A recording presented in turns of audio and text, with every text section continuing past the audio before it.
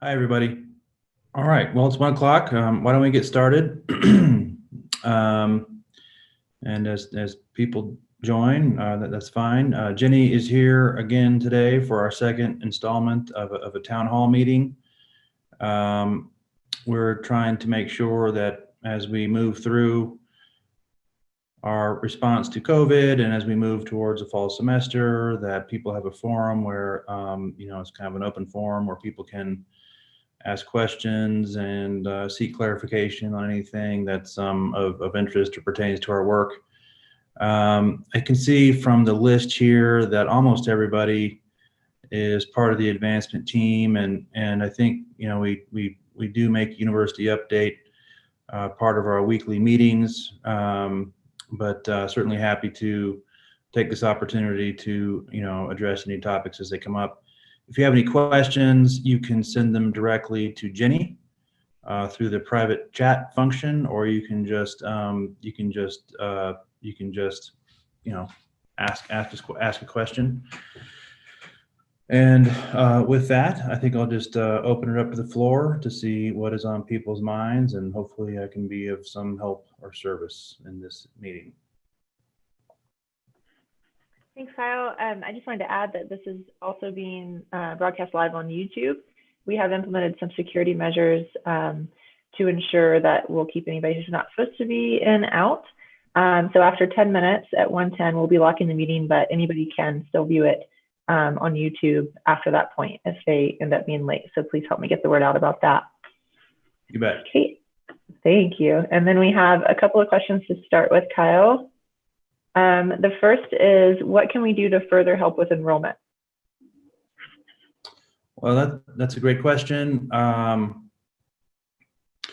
the advancement team right now is reaching out directly to students, registered students, and we're making about 5,000 calls to let people know that we are starting for in-person classes on August 17th. And if there are any questions that students have, that we're here for them. I've made about maybe 40 calls, and most of the people I've made contact with are all gung-ho about coming back. The only questions I've had have been about academic schedule. So I thought that was pretty positive and encouraging. I know most of the people on this call are also reaching out. I think that's sort of the best thing we can be doing, is just being clear and consistent in our messaging. If we have any any interaction with external audiences like a foundation board or alumni association board, just being consistent with our messaging to them. Word of mouth is a powerful thing we don't control, so I think it's just important that we be clear and consistent in our communication with all of our stakeholders, that we are here to fulfill our mission. We are beginning classes on August 17th, and we are holding them in person insofar that it is consistent with state guidelines around safety, and that's what we're doing. Okay, thanks, Kyle. Next question. How do you recommend we keep morale up in ever-changing environments? Wow, that's a good question. I would say I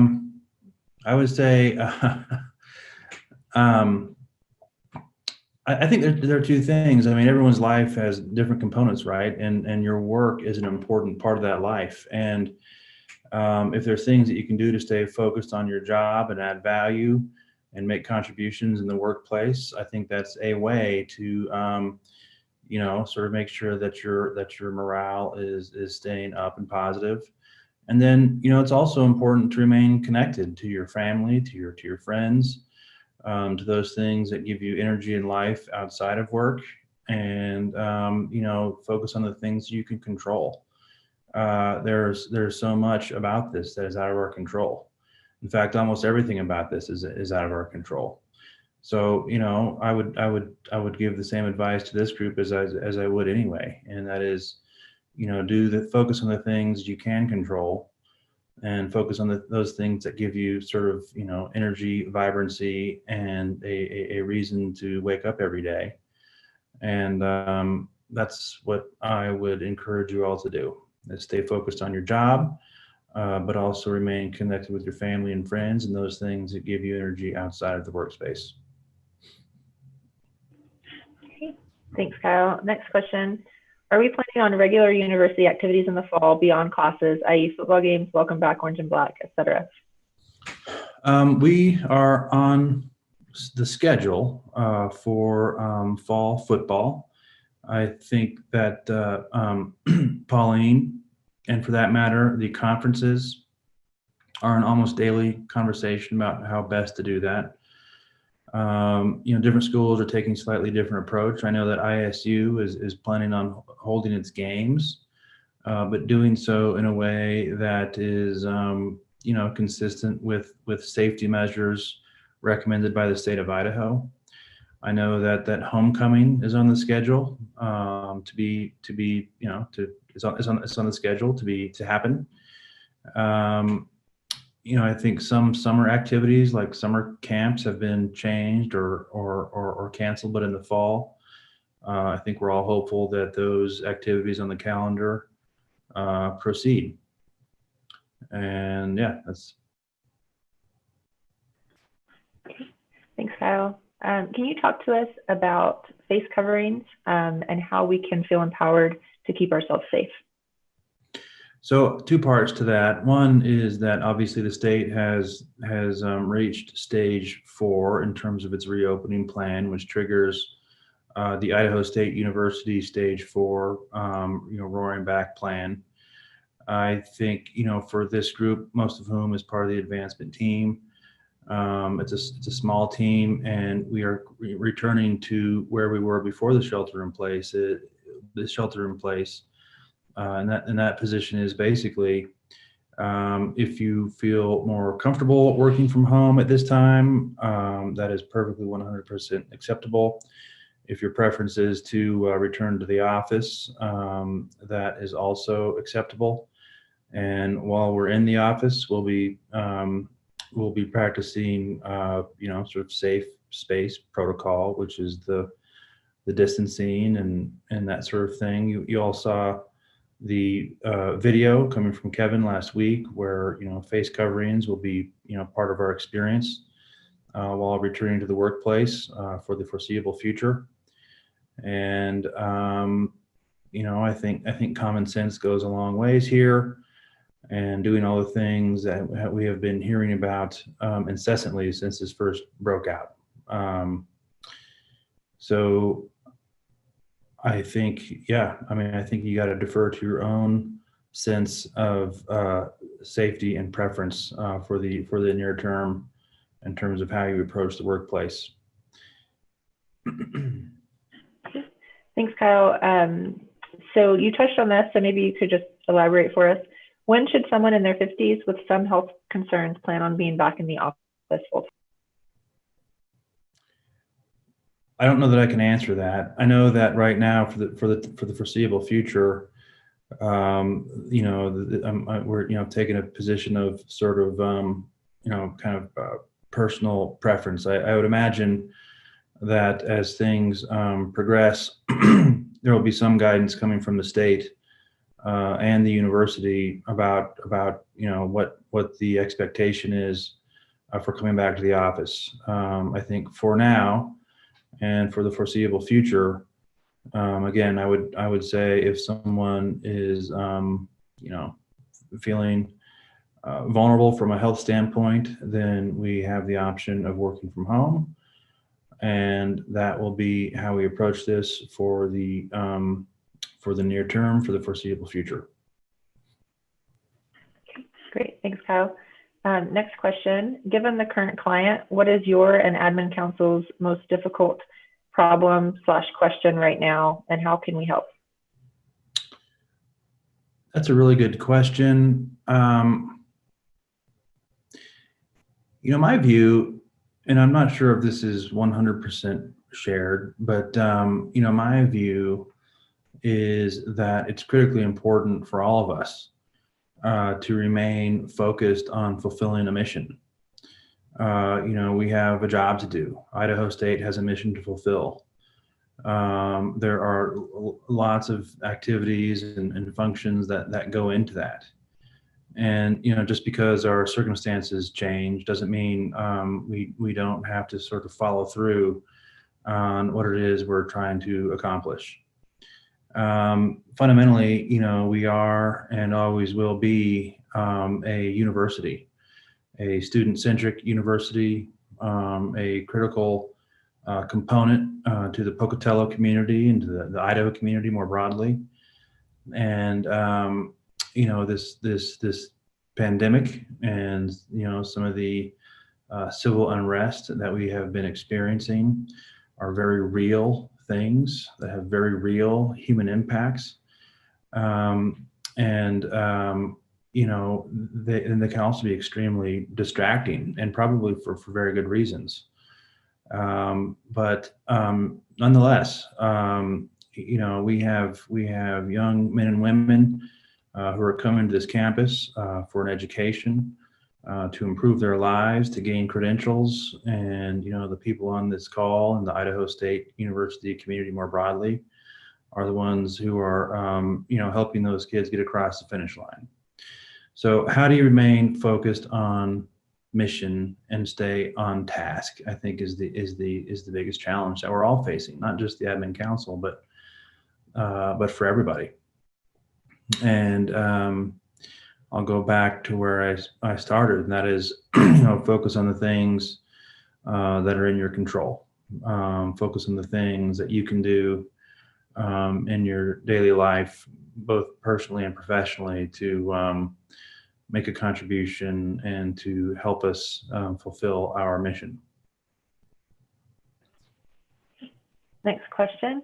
Will ISU be participating in Welcome Back Orange and Black? Some students on the phone calls are asking. Welcome Back Orange and Black and what? Just that in the phone calls with students, that some are asking if we're going to be holding Welcome Back Orange and Black.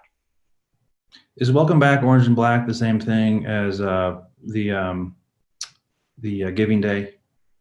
So it's slightly different. It's in August, right at the start of school, as part of Week of Welcome for new students and current students. It's our communiversity come university. It's a combination between Idaho State University and the community, and it usually takes place in Old Town and is in a mix of community and university. Yes. I don't know the answer to that. Jenny, you might know the answer to that, or Ryan.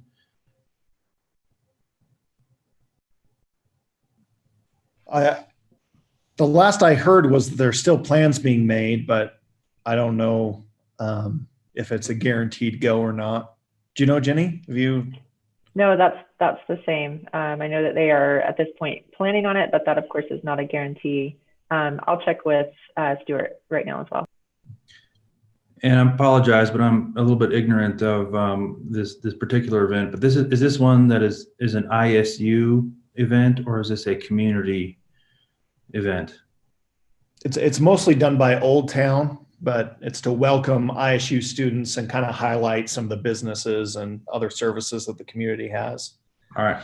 Okay. So ISU is fully supportive and participates in it, but it's kind of an Old Town thing. Got it. Okay. Thank you. Yep. And the goal is to kind of show students what Pocatello is all about and really connect them with the community and the town. Okay. I'll find out from Stuart and report back to everyone as soon as I hear back too. Next question though, in the meantime, as we resume in-person meetings with alumni donors, do you think wearing a mask will be required of ISU employees? Well, that's a good question. I think my understanding is that the requirement for wearing masks is on Idaho State University property and facilities, and that we would defer to the protocol of where it is we're going to meet someone, to their sort of protocol. So that's a question that I think, I think that's how I would answer it, but I have to say I can't speak to that with 100% certainty.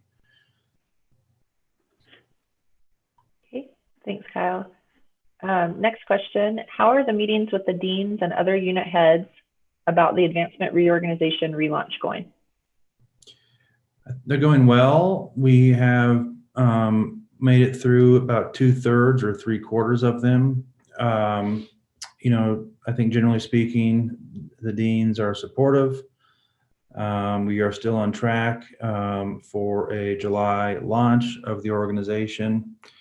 I personally am very excited to kind of move into this next chapter, which is to start to deliver on some of the advancement work that an advancement division is supposed to deliver on, more externally facing type of work, more donor interaction type of work.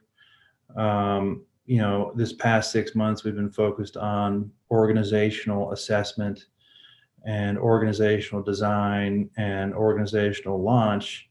And ultimately, that's not what raises the profile of Idaho State University. The things that raise the profile of Idaho State University are having a case and a narrative for support, and having deans and other stakeholders on the same page about that case, and getting principal donors and annual donors on board for that case. And so the first thing to do is to build the infrastructure and the engine. But ultimately, that's not the outcome we're looking for. The outcome we're looking for is to tell the Idaho State story, and to inspire people's individual private support, and to put Idaho State in a better position to fulfill its mission. Okay, thanks, Kyle. I'm getting word that the Welcome Back Orange and Black has not been canceled yet, but I'm going to reach out to Stephanie and Pelagi, I'm not sure how to say that, in Old Town, visit Pocatello, and see if she knows anything. And if I don't hear back, then I'll let you know, Kyle and Vicki, and you guys can help me get the word out about that. Sure. Okay, great. Next question. What are the best lessons learned over the past 8 to 10 weeks of COVID? What did we, ISU, do best? What can we do better if there is a next time? Well, I have two comments about what we did very well. One is a real credit to our president, Kevin Satterlee. And I think throughout all of this, he has been very clear and consistent in his messaging about the mission fulfillment piece, and then more recently about our posture towards opening in the fall. And I think this is a type of situation which can inspire lots of different opinions and lots of different approaches about where to go. And I think that's where leadership is really, really important. And Kevin has been clear, he has been consistent, and he has been, he's been just really terrific in all of this to kind of be the North Star in terms of how Idaho State is responding to all of this. I would also say that Idaho State did a good job of pivoting to deliver coursework online. Of course, not all students or all faculty were thrilled with how that went, but the truth of the matter is, you take a university that has been operating in one way forever, and then over the course of 2 weeks or however long it was, start to deliver all that online. I think getting that ship off the dock and out into the sea is a big undertaking and a great sort of testament to Idaho State and the people here. What could we do differently? Well, I don't know. We may have an opportunity. There's going to be more sort of choppy water coming up. I don't think there's any doubt about that. I mean, there's the possibility of enrollment that doesn't meet expectation. There's a possibility of a second wave of this COVID situation. There's all sorts of things that might happen. And again, I would appeal to your sort of personal sense of responsibility to figure out how to operate in that environment and figure out ways to keep your eyes and ears open about what's priority, what's happening, how do I plug in, where from my standpoint, where from my seat can I add value, and again, focus on those things that you can control. So I think Idaho State has done a fine job in this environment of uncertainty. And, like I said, there may be more choppy water to come that we're going to have to work through. We can all be grateful that we work for a stable employer, and that, we work for an employer that is, has a long serving, mission to the state and to our local community. And, we have a sort of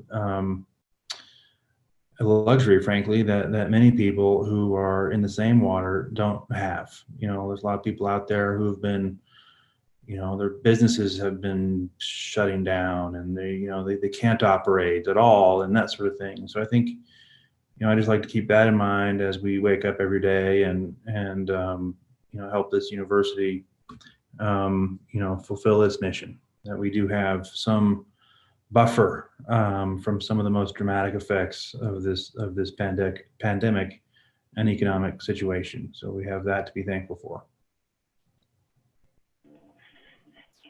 Thanks, Kyle. Next question. Does the increasing numbers of confirmed COVID cases in Bannock County and Southeast Idaho cause concern within administration and its plan to move on past phase 4?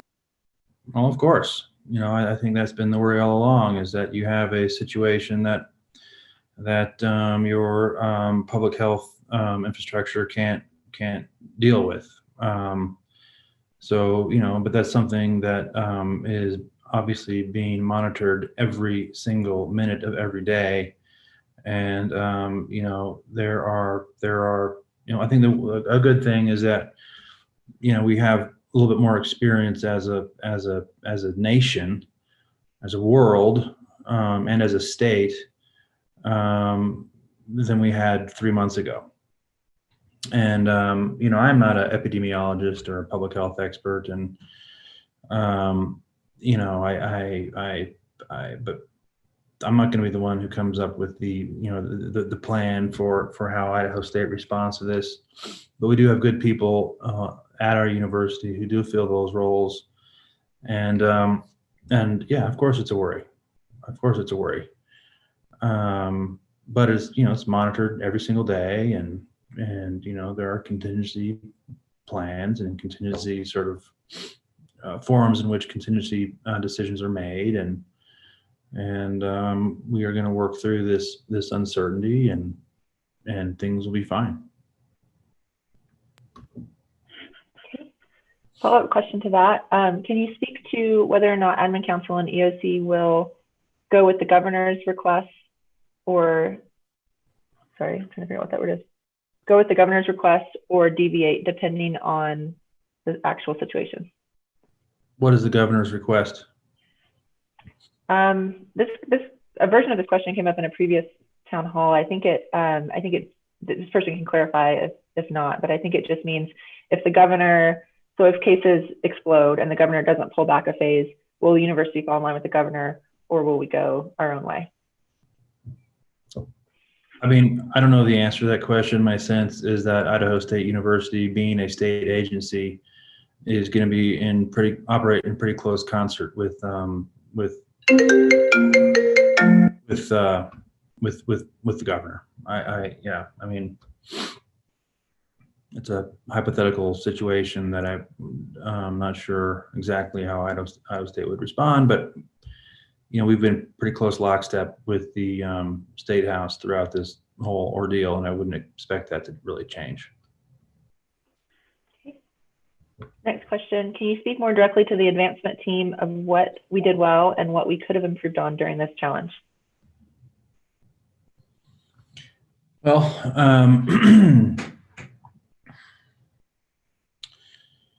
well, that's interesting.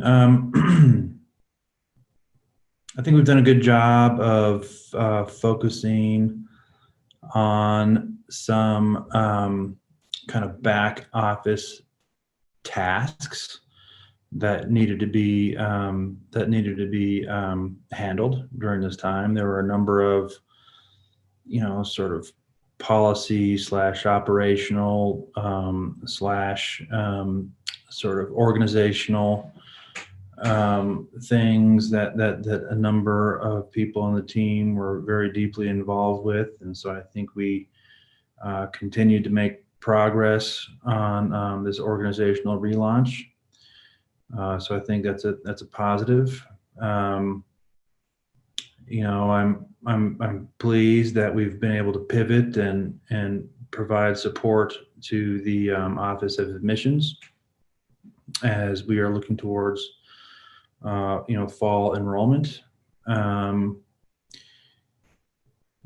terms of things that could have been done better, I know for myself, it was a bit sort of shocking and disorienting to all of a sudden have to do everything virtually, and trying to figure out ways to to manage and to communicate. I am someone who likes to pop in on people and do the 3-minute sort of meeting, and we don't have that opportunity right now. So I think it's been a learning curve for everybody to move to this virtual environment, and I think we've done fairly well with it. Great, thanks, Kyle. That's the last question that I have at the moment. Great.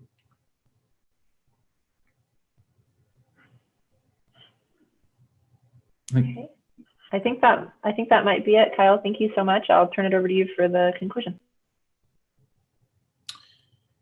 Appreciate you all taking the time to participate in today's town hall, and I look forward to a time where we are returning to the office and restoring some of the important sort of community aspects of a university. And in the meantime, if there's anything that I can do to help with your